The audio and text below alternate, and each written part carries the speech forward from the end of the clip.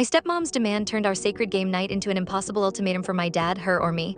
For context, I, 24F, have a cherished tradition with my dad. Every other Friday, I go over to his house for game night.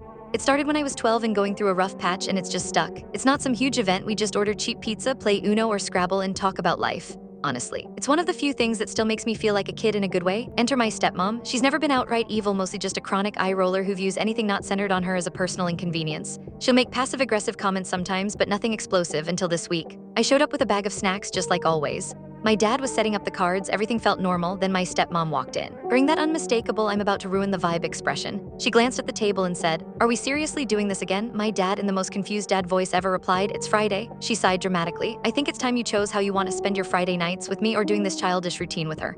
Her, as in me, his daughter, the one he raised mostly by himself before she even existed in his life. My dad and I just blinked at each other, utterly speechless. "What do you even say to that?" He managed. "It's 2 hours every other week." She retorted, "It's embarrassing. A grown man playing kids' games with a grown daughter, it's weird." I sat there thinking, girl, this is Uno, not a blood pact. My dad, bless him, finally stuck up for me. "This isn't a competition." She snapped back, "It is when she keeps winning. Ma'am, we are playing Uno. Uno, what is this? Championship finals?" Then she stormed upstairs, refusing to come back down. My dad looked utterly defeated, as if he were trying to calculate how a simple game of Uno had somehow escalated into a custody battle. We ended up playing anyway, but the atmosphere was thick with awkwardness, punctuated every few minutes by the sound of her passive-aggressively slamming drawers upstairs. When I left, my dad apologized. "Sorry you had to see that," he said. "I didn't know game night was such a threat." Same, dude, same. This story isn't just about game night, it's about the value of tradition and the complex boundaries within blended families. When faced with an ultimatum that forces a choice between a partner and a child, what do you believe is the right path?